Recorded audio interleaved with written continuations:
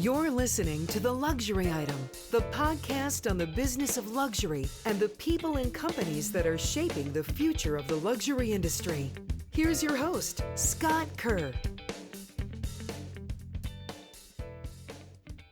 The world's natural diamond market all but shut down at the start of the COVID-19 pandemic. From the diamond mines of South Africa and the polishers in India to the grading of stones in Antwerp and retailers in London's Hatton Garden and New York's Diamond District, each stage of the diamond value chain requires close personal contact and human handling. As a result, the industry was hit hard. In the second quarter of 2020, the sector's two biggest diamond producers, De Beers and Alrosa, sold a combined $130 million in rough diamonds compared to $2.1 billion in the same period of the previous year. Efforts to limit the spread of coronavirus kept millions of people at home and dented demand in the largest markets of the U.S. and China. The pandemic struck at a time when the diamond industry was already struggling with competition from synthetic lab-made diamonds and a glut of smaller, lower-quality stones. However, there's been some room for optimism.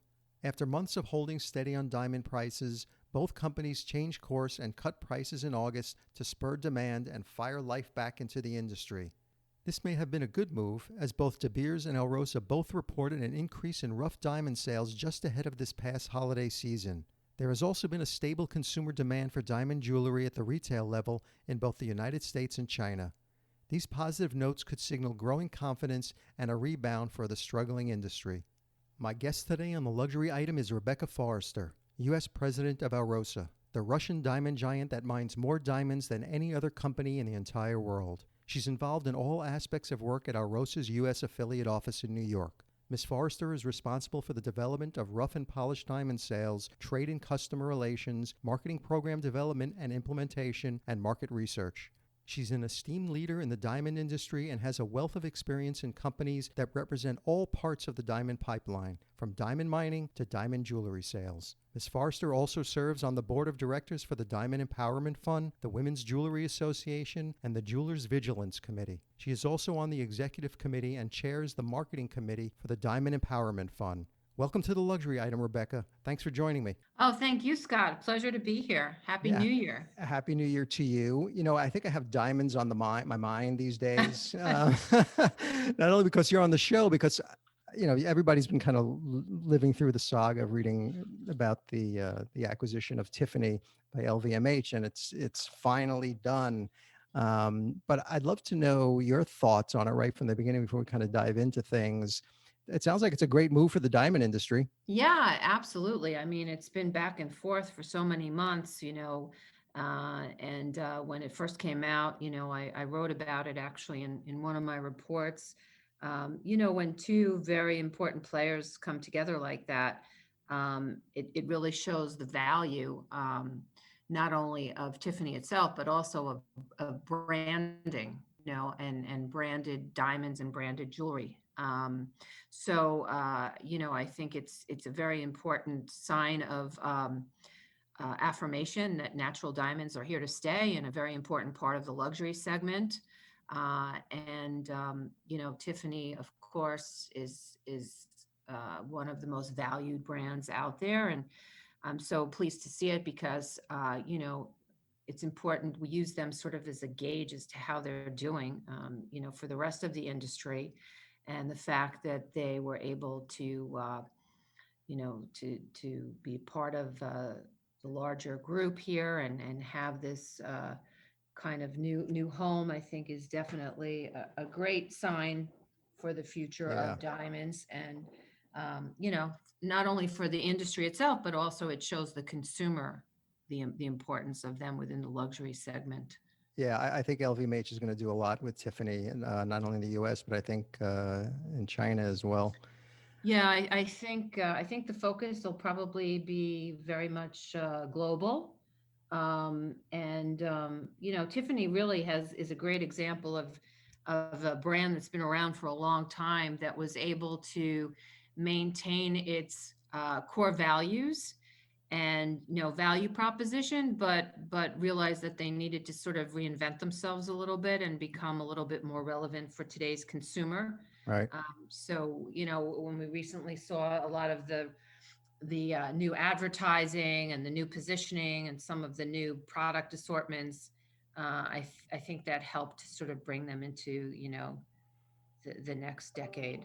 Yeah. So, So you have a very interesting career. I know you started out in advertising, and I always love to speak with people who sort of wind their way and pivot and do interesting moves into completely new sectors. How did you find your way into the diamond business? well, they found me. Yeah, I mean, I started. I mean, it's a crazy story. I'm a lover of science. I started as a pre-med major, and then decided that I didn't really want to spend that much time becoming a doctor. So I ended up going into business, which, when I look back on, I'm actually pretty glad that I did, because it's served me well. Mhm. I I went back and got my master's degree in marketing and started, in advertising, working on cosmetic and fragrance brands, particularly the Estee Lauder brands, and kind of fell into the cosmetic world and fragrance world for quite some time, working for the big companies like Revlon and Elizabeth Arden and Cody Lancaster. And then one day I got a call from a headhunter who said that a family owned business, one of the largest wedding band manufacturers in North America, was looking to bring someone from the outside in to create a marketing department from scratch, and to develop brands, and a real marketing infrastructure for them. And that's how it started. And I was very lucky. It was a real culture shock at first, because very different culture Right. than, cosmetics and fragrances, primarily due to the fact that the margins there are so much larger. And marketing, has been an important part of that industry for a long time. So this was new. And, I spent the rest of my career since then in one segment or another of the diamond supply chain. And if you could tell our listeners a little bit about Alrosa, I think that they might be familiar with your rival, De Beers. Yeah. So this is the second mining company that I've had the privilege to work for. The first one was Rio Tinto, um, where the diamond segment was a small part of the overall business. And here with Alrosa, diamonds is all of the business, and they're really like this sleeping giant that not many people really know about. Um, and so, we produce about a third of the world's supply of rough diamonds. We have 12 mines, all in the area of Yakutia, which is like Siberia. Hmm. Have you been there? And not yet. Unfortunately, the COVID situation this past summer Yeah.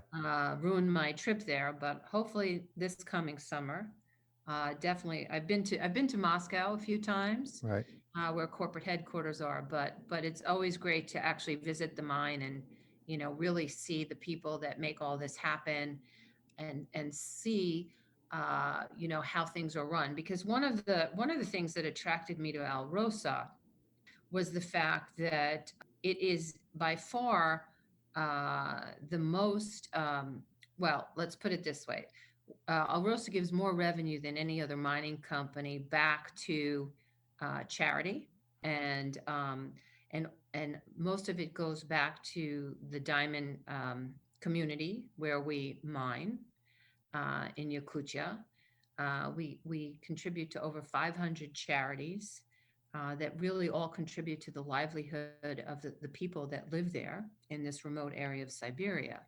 And that includes things like education, culture, healthcare, the wildlife. We have our own nature preserve that protects the wildlife, and also the tundra, because it's right on the Arctic Circle. So it's very important to keep the geological composition of the Earth there. Um, so it's really incredible, and it's just such an important part of the DNA of the company. And we have such a well acclaimed CSR program. And so everything that we do is really sustainable and very well measured. And for me, that was really important because if we look at, the consumer of today, uh, more and more of them are looking to see, where their product came from, who made it, who's the company behind it, and a big decision for them to purchase is, do the values of that company really match my own values? Hmm. And the other part of it that was important for me is, there's so much more to a diamond than we tend to talk about. The diamond is really just a manifestation of so many stories. If we look at, from mine to market until that diamond ends up on someone's, neck or finger, there's so many different people that are impacted in a positive way with this, diamond journey and the creation of diamond jewelry. And I'm very proud to tell those stories, and I can with Alrosa because it's such an important part of who we are. We make sure that our customers have the same mindset. We're all about traceability. We are always looking at any new method of blockchain, to make sure that the supply chain is transparent and that we have that ethical component of the product that we produce.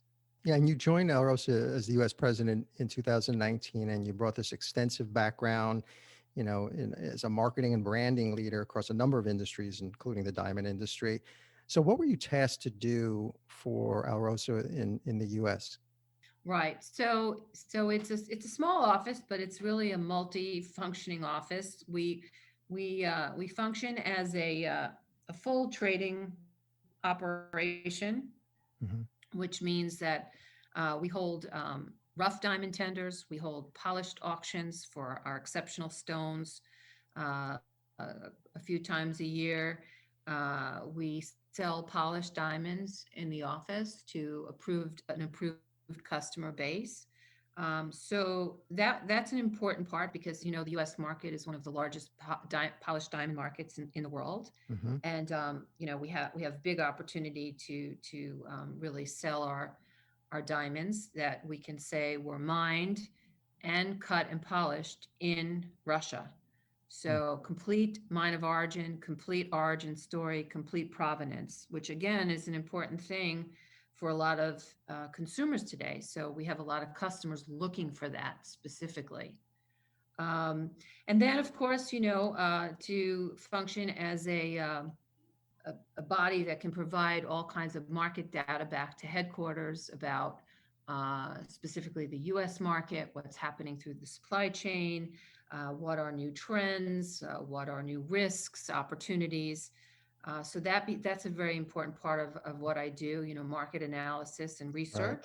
Yep. And also, we serve as the on the ground marketing arm for all of the Alrosa corporate activities, which have been quite significant since I've joined. We've actually launched uh, about four different branded initiatives within the US market, even during COVID 2020. We were able to continue to prepare and get ready for launch two new projects that are currently now market. And Can you so share those I'm the projects? response. Yeah, yeah. Okay. So we have Alrosa happens to be one of the largest mining companies with fluorescent diamonds. So a large proportion of our supply of our production is fluorescent. Are you familiar with what fluorescence is? No, if you can just remind me, I think the last time I dug that deep into understanding diamonds is when I bought an engagement ring. So you're going to have to remind me. So fluorescence is a natural feature of a diamond. It's almost like diamonds also have inclusions. I happen to call them beauty marks because each and every diamond is very different and one of a kind individual.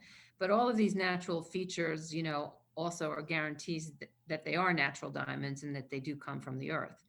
And so fluorescence is something that happens inside the diamond to the molecular structure that actually, when the diamond is put under UV light, it actually, for in our diamonds, it happens to be this beautiful blue glow. And in regular light, you don't see it.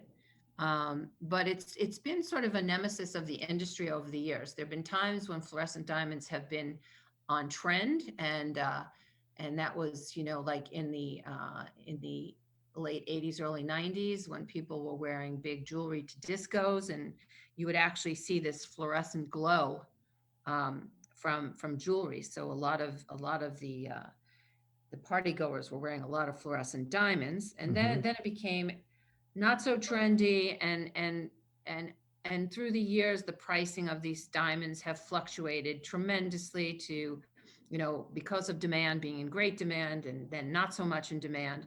But there's absolutely nothing wrong with these diamonds, and as a matter of fact, in many cases, because of this fluorescence, the actual color of the diamond can get lifted, let's say from like a G color to an F color. um, and so they are quite beautiful, and so it's sort of a trade created thing, and consumers really have no negative perception of it. So we decided to take this inner glow and create a brand around it that equated this natural feature of diamond to the inner glow and the inner aura of women. Hmm. And we know that in the diamond industry, there's a lot more self purchase happening where women are actually buying for themselves. They don't feel they have to wait to be gifted a diamond, that it's okay for them to, buy it for themselves if they can. And so the story of luminous diamonds, which is what this has turned into, is basically follow your inner light. And it's jewelry, fashion jewelry, diamond jewelry that's been created to remind women of their inner strength, their inner glow, their inner aura, and everything that makes us special, and makes people want to actually be with us and be a part of our lives. And so it's sort of this inner secret within the diamond that you don't see, but if you want to, it's there. And it's really been an amazing launch. We've spent about over $3 million in marketing and media investment. We have a core group of luxury retailers that we're launching with uh, now. We're getting tremendous press for it, and I think it's really going to force the industry to turn that negative perception of fluorescence into a positive. And our goal, of course, is to, make these diamonds more desirable and create consumer demand for them, so that they, flow through the pipeline like they should. So let's talk a little bit about the pandemic. It swept the globe March of last year. And what were some of the immediate measures that Alrosa took across its supply chain? Well, I mean, quite a few things. I mean, I think the first thing that I'm very proud that we did, and it really has paid off, and I have to say our major competition really did the same. So the diamond supply chain is a very complex supply chain. There are many moving parts, and I call it like a spaghetti chain, because there seems to be a lot of holes in it Mhm. sometimes that we don't even know what's going on. But uh, the first thing was really to read the market and see what was going on. And of course, when the pandemic started, March, April, May was really dismal. Um, Things just pretty much stopped. You have to shut the And mines down. we never shut the mines down. I mean, we slowed some of the production. I think maybe we might have closed a few of them, for safety reasons. Of course, we're always concerned about the people, but virtually trading stopped. People were just um, paralyzed. And of course, pricing, there was a whole issue with pricing in the market where prices, all of a sudden were completely deflated. I think incorrectly and probably too drastically. But so people, sort of just get paralyzed. And it's the responsibility really of the mining company to read that and to monitor that and to make sure that, you're not forcing too much rough into the supply chain, because ultimately you will have an unbalanced supply chain, and that does all kinds of crazy things to supply and demand and pricing. And so Alrosa really, really took the time to really read this properly, to listen to the customers, and to make sure that we were adjusting, you know, uh, what we were asking customers to buy, what we were actually putting out there to sell, what we were actually producing from the ground. And it really paid off, because if you look at the market now, we happen to have one of the healthiest supply chains that we've seen in a long time, which is amazing considering that there was this pandemic. Polished pricing is stabilized. Consumer demand is very high for diamonds, which is something else we can talk about. Hmm. And I do believe it's because of the responsible um, behavior of the large mining companies, including, of course, Alrosa, in making sure that we were looking at the long-term picture versus just a short-term transactional period.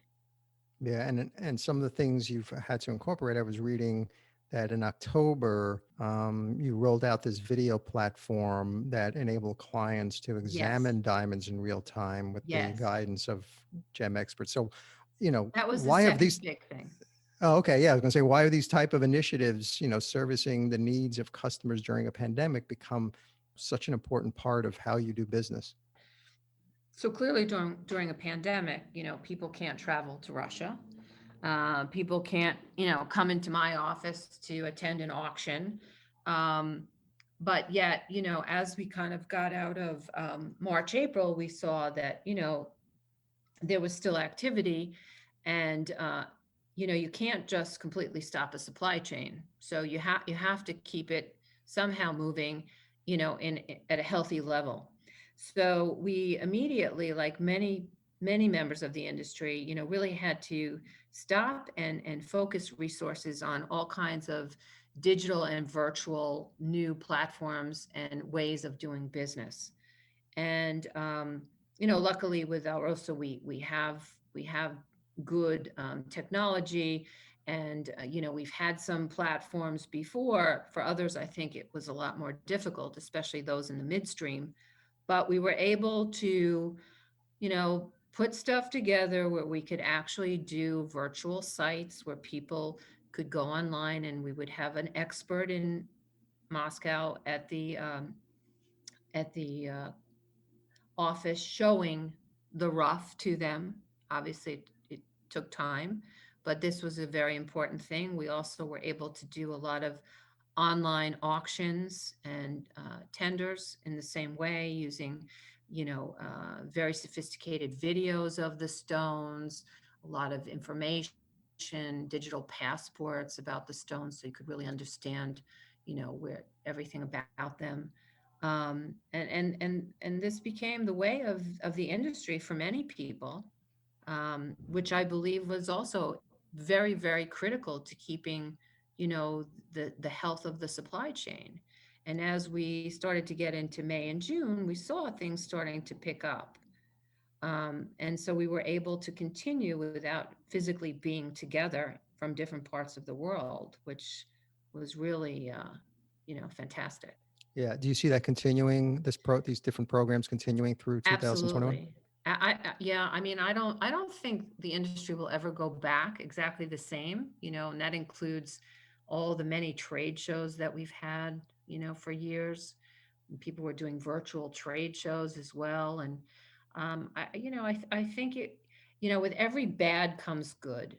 And the diamond industry itself, many of us still consider it somewhat of a cottage industry, not so big on technology.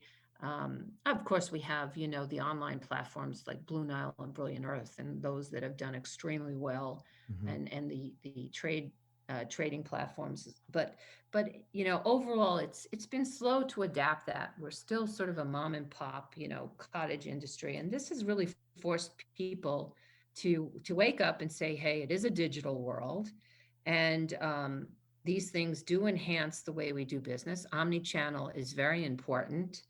whether you're a retailer or whether you're a mining company. You have to be able to provide different ways to sell and different ways for people to experience your product. The Go other the ahead. other great thing that came from this pandemic is this sort of newfound interest of consumers in diamonds again. And you know, and I wasn't that surprised because historically, if you look at other times like 2018, 2008, when we had, a real economic crisis, diamonds and diamond jewelry tend to actually do well. And particularly here, we had not only an economic crisis, but also a health crisis. And people start to look at diamonds in a different way, also because other things are not as needed or as important. I mean, people couldn't travel, they couldn't do experiential things. Buying fancy shoes or pocketbooks may not have been, that exciting because who was going to see them? So a lot of it shifted to diamonds and diamond jewelry, as an alternative asset, as a legacy, something with inherent value that felt good to buy, that it wasn't wasteful, that there was some permanency in it, which I think everyone was looking for. Long-term permanency during very, very scary, difficult times. And now it's up to us to kind of try to maintain that sentimentality and um, feeling about diamonds and continue that momentum so that we don't fall back and lose it when other things start to come back to normal. Why is so much money being poured into the diamond space? Look, natural diamonds are not going to go away. Um, so when we say marriages are declining, that may be the case, but certainly during this pandemic, I mean, I think people that were on the fence and not really sure what they were going to do or when they were going to do it definitely decided that we're going to do it now. And so um, there was a huge pent up demand for bridal and for larger center stones. We saw it. I mean, there were definitely supply issues. And we also saw that people were actually, spending more on average on engagement rings. So I think, I think that will continue. I also think, there's always a new generation that's coming in that needs to be educated and sort of taken along the journey so that they do become diamond customers, diamond consumers. It Yes. seems like one of the most significant shifts is the attitude since the crisis began is this emergence of a younger audience. So before the pandemic, jewelers were preoccupied with the challenge of making high and fine jewelry relevant to millennials. And now it seems these younger buyers are coming to appreciate jewels and, with their multiplicity of meanings. Are you seeing that too? Yes, absolutely. And that's why also a big trend is, symbolic jewelry, right? Because if you make, a piece of diamond jewelry that has some kind of meaning that's relevant to how people are feeling or what's happening at the time, it becomes very, very relevant. And people definitely tend to buy those kind of items during uncertain times. We've seen that over and over again. People want to express their individuality. They want to express how they feel. They want people to see kind of who they are, and they can do that by the jewelry that they wear. Do you think it's pushed the jewelry industry, which is generally pretty conventional, to become more creative and make the jewelry experience more engaging and relevant to these younger clientele? Yeah, I think so. I mean, I think we've also seen, a new emergence of up and coming young designers who really understand that, who are willing to take a bit more risk.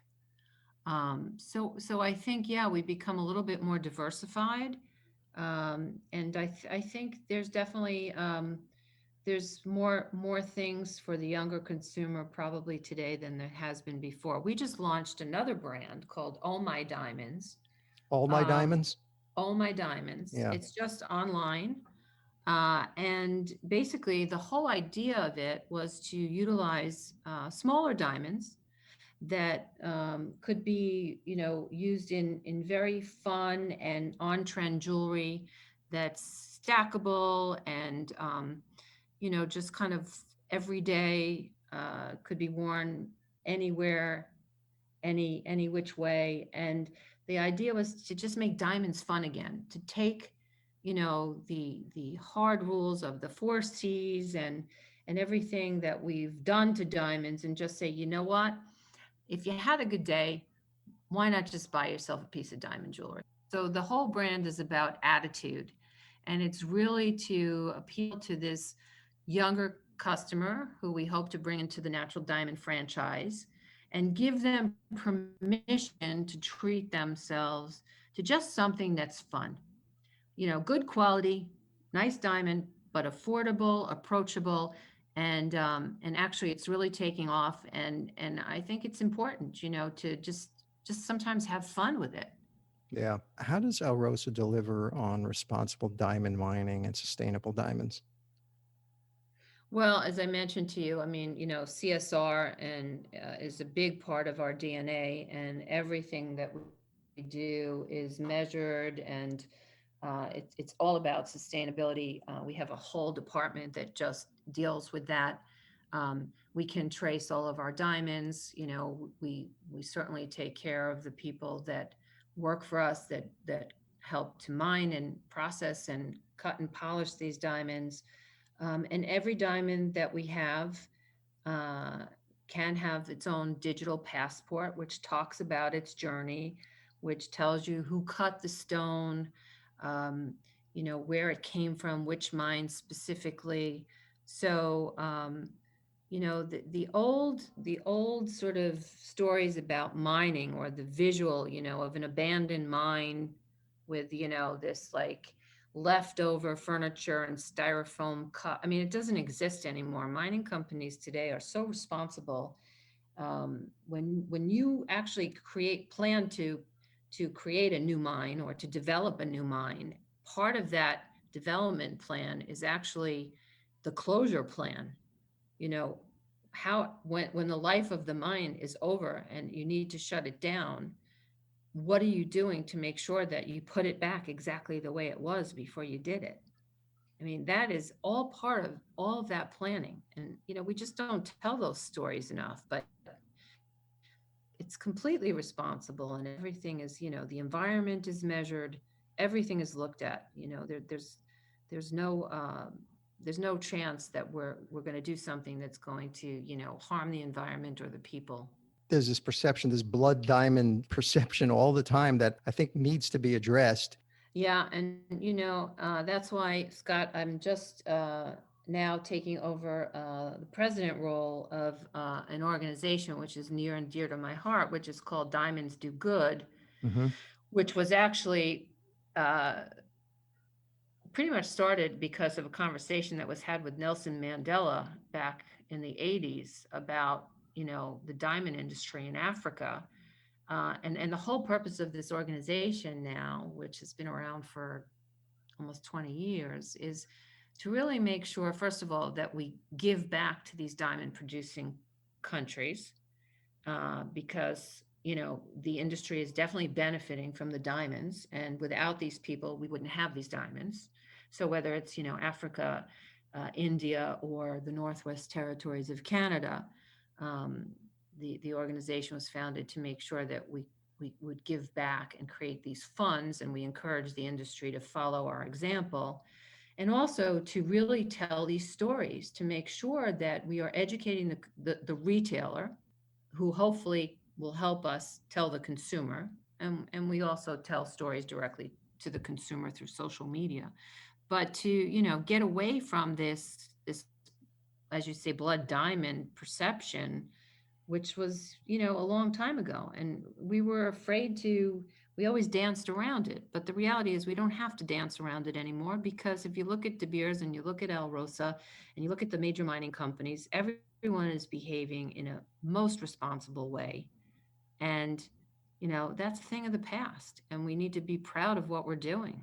I have to talk about lab grown diamonds. Recently a new crop of primary online direct-to-consumer jewelry brands offering engagement rings with lab-grown diamonds has emerged, sort of challenging the traditional notion that the most treasured pieces of jewelry should have stones that come from the earth. And the idea of a lab-grown diamond may appeal to younger audiences who have these ethical concerns or find the price tag more attractive. And I know that, Leonardo DiCaprio is invested in some LGD startup, other celebrities sort of voicing, I think. Do you see lab grown diamonds as a threat to the natural diamond industry?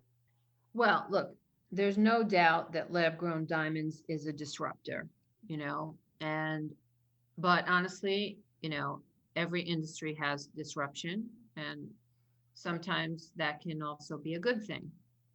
Uh, and I think for the natural diamond industry, it was a bit of a wake up call to say, hey, let's talk about what we do. Let's talk about all the good that natural diamonds do around the world. Let's tell these stories. Let's talk about the inherent value again, and not just, uh, that it's a beautiful thing that you should buy. Look, lab grown is here to stay. I think we'll see that it had probably a pretty decent Christmas. Certainly, the market share will grow, but it's still going to be a small portion of total diamonds. And there's always going to be the consumer who wants, the organic thing that came from the ground, and there'll be the consumer that's going to buy lab grown because of the value play, because of the price point, and that's okay, and we will learn to coexist, and everyone will find their way. So we just have to see. It's very new. It has a new supply chain. A lot of that hasn't been worked out yet in terms of pricing and margins and things like that. It'll all have to settle in, but I think it's here. And Do you think Alrosa will start playing in that? no, no, no. I think we're pure Natural to the play. core. Yeah, I think so. Yeah. And that's good. That's, everybody should deal in their core competency. So as more countries begin to emerge from lockdown, what tone do you think diamond jewelry marketing needs to take? And how do you position the diamond as a kind of important product of choice, especially times like now?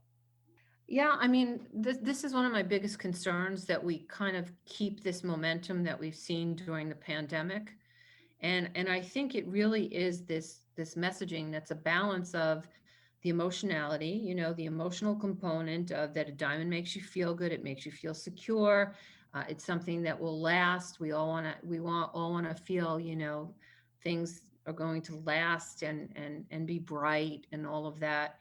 But it's also the fact that they do have inherent value. There's a reason why, if you look back in history, that diamonds were a big part of people's wealth and portfolios, because it lasted. You put it in your pocket, and you moved on to the next country, and you had that diamond. I mean, there's definitely inherent value there. And it's things that get passed on as legacy, as part of, a family. And they have stories. So I think what we've done is we've lost that piece of it over time, and we tried to focus more on the emotionality. And I think, honestly, as a marketer, we have to find a way to kind of blend both of those messages together. And so when we come out of this crisis, what sector do you think will be the main competitor to the diamond jewelry? We know there's going to be a lot more unemployment and less discretionary income to go around. But at the Yeah. same time, affluent consumers may want to divert their spending to things like health and wellness or luxury travel instead of diamond jewelry. Who do you think is going to be the main competitor? I think it's going to be travel and experiential things. That's where I think we have to keep our eye out, and maybe figure ways to do creative marketing, that maybe with co-branding, or linking that in, because I think people, have just been locked up too much, and have been isolated too much. And I think there's a real pent up desire to, just get out and have new experiences, and travel and feel free to move around. So That's what I would focus on.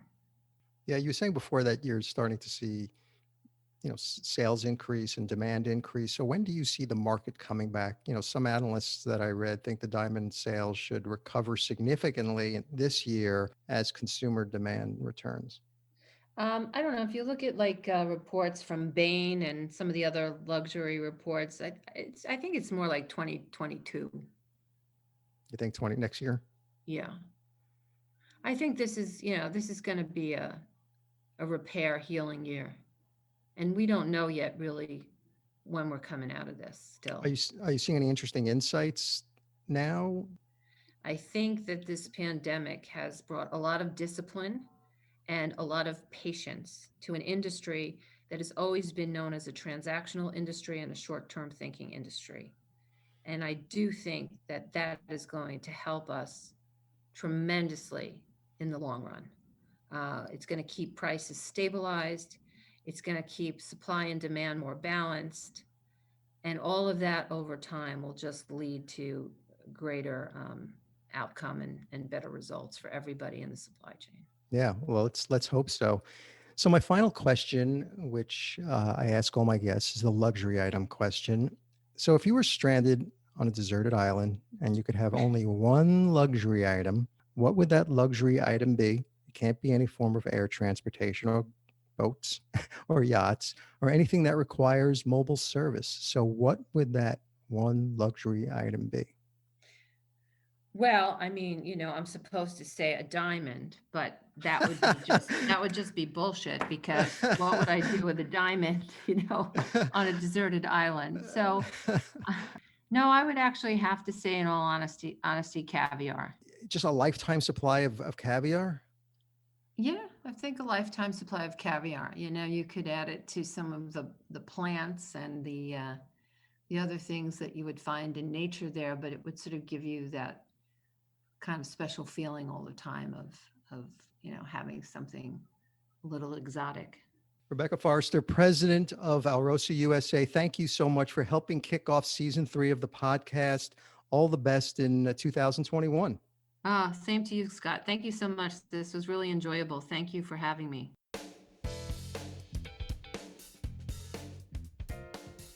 That's it for this episode of the Luxury Item Podcast. Thank you so much for listening. If you found this useful and entertaining, I would be really grateful if you can share it with a friend or colleague. I would love it if you subscribe so you never miss an episode. And while you're there, be sure to rate and review us on Apple Podcasts. It really helps other listeners find us. The Luxury Item Podcast is a production of Silvertone Consulting. I'm your host, Scott Kerr. Until next time.